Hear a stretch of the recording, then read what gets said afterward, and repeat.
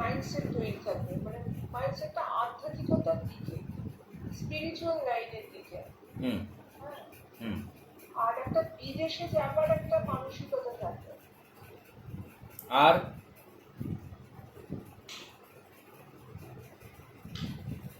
আর এই ঘরটা হচ্ছে আপনি যেটা বললেন ঠিকই বললেন, আধ্যাত্মিকতা, বিদেশে যাওয়ার একটা মানসিকতা থাকবে বা বিদেশের প্রভাব পড়বে এর জীবনে, হসপিটালের প্রভাব পড়বে এর জীবনে, খরচার প্রভাব পড়বে এর জীবনে, আধ্যাত্মিকতার প্রভাব পড়বে এর জীবনে। ঠিক আছে, বিদেশে যাওয়ার মানসিকতা নাও থাকতে পারে, হ্যাঁ, বিদেশের লোক এর খরচা কাছে করার একটা আসে মানসিকতা সেটার থাকবে, হতে পারে। খরচা করার। ঠিক আছে, তা খরচা করার মানসিকতাও থাকতে পারে, যেটা ন্যাচারাল সেটা বলার চেষ্টা করবেন। ঠিক আছে, এর সবচেয়ে বেশি ন্যাচারাল কি, এই 12th হাউস হচ্ছে আইসোলেশনের ঘর, একাকিত্বের ঘর, একাকিত্বের ঘর। মরবার আগে পর্যন্ত যতই এর পরিবারের লোক থাকুক, এর মনের মধ্যে একটা একাকিত্ব বাস করবেই করবে।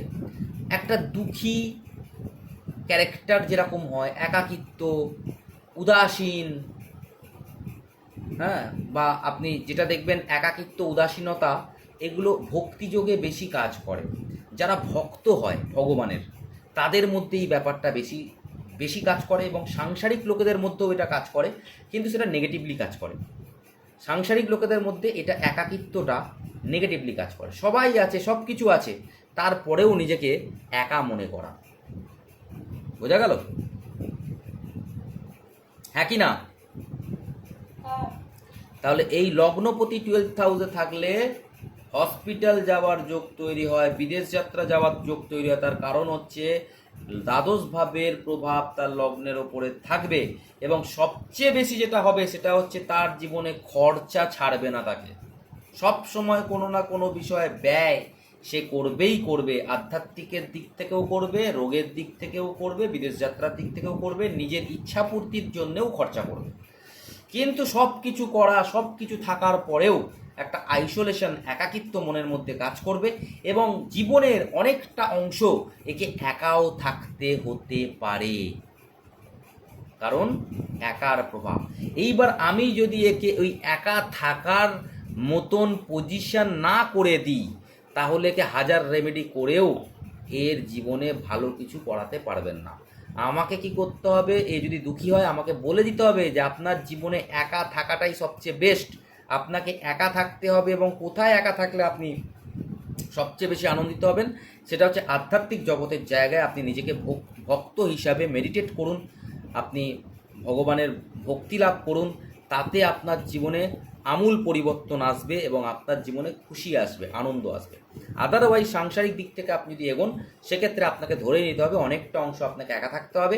আর যারা আপনার আশেপাশে থাকবে, তারা থাকা সত্ত্বেও আপনার মনে হবে আপনি জীবনে একাই আছেন। বোঝা গেল?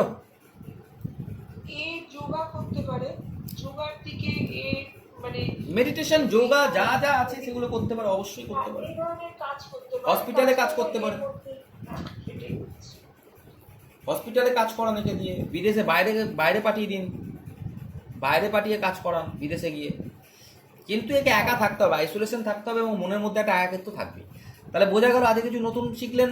লগ্নপতি কোথায় বসছে তার উপর প্রভাব পড়বেই পড়বে 100%। কেউ যদি বলে যে না আমি ওরকম নয়, বিশ্বাস করবেন না, কারণ আপনি অ্যাস্ট্রোলজার।